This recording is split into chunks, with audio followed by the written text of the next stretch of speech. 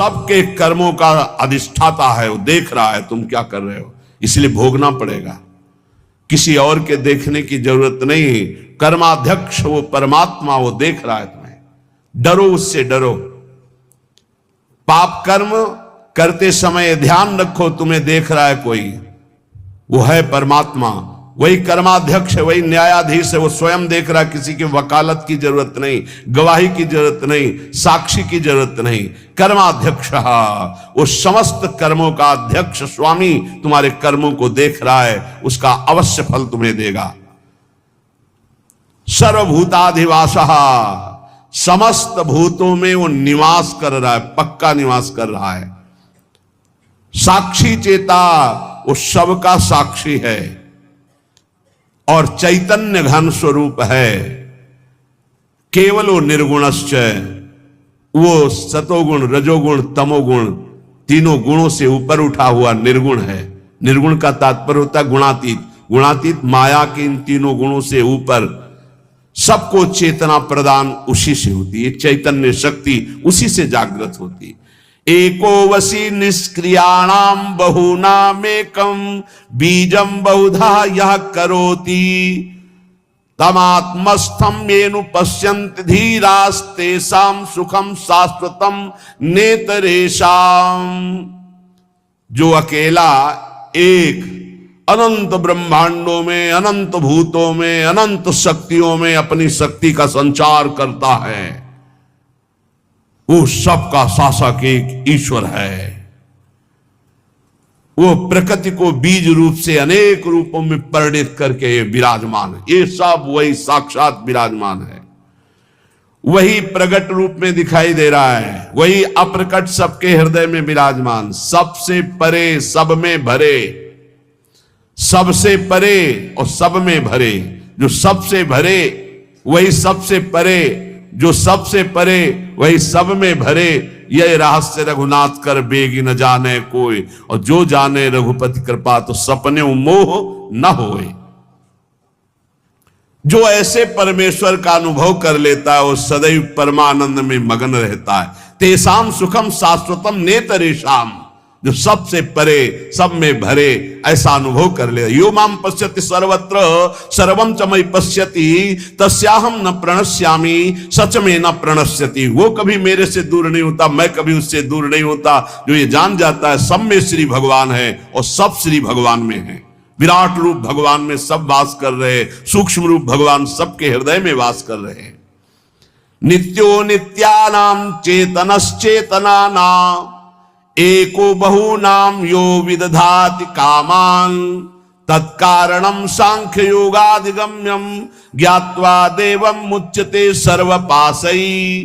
देखो ये वेद है, इसको समझ लोगे तो कभी संशय नहीं होगा।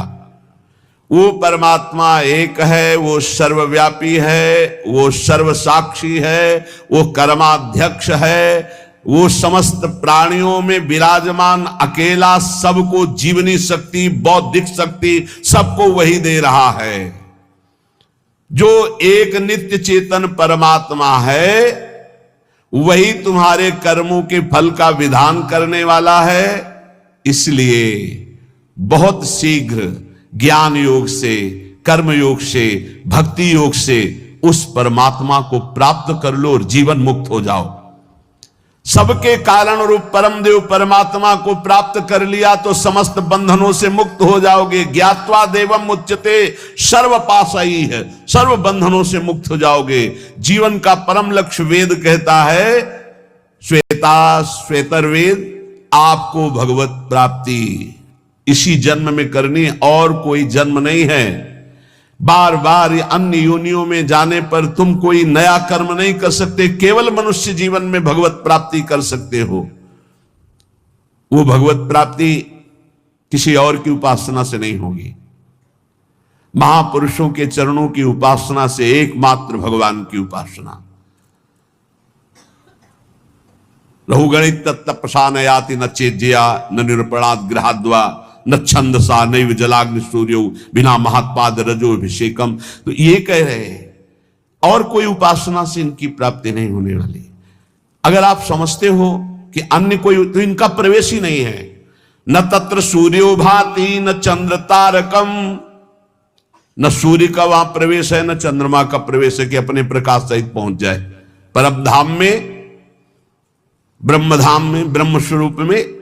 न तत्र सूर्यो भाति न चंद्र तारकम नेमा विद्यतो भांति कुतोयम अग्नि, न अग्नि न बिजली न चंद्रमा न सूर्य, इन तेज त्रिभुवन को प्रकाशित करने वालों की सामर्थ्य नहीं कि उसमें प्रवेश पा सके।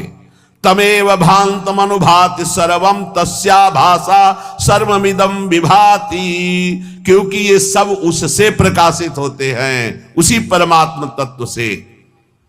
इसलिए जो सबका परम प्रकाशक है उस परमात्मा की प्राप्ति इसी देह में, मनुष्य देह में आप कर सकते हैं। जो इस मनुष्य देह को प्राप्त करके भगवत प्राप्ति नहीं करता है वो अपना भारी पतन कर रहा है। पर भगवत प्राप्ति कौन कर सकता है? जिसको कोई भी त्रिभुवन का भोग ललचाए ना, भ्रष्ट ना कर पाए।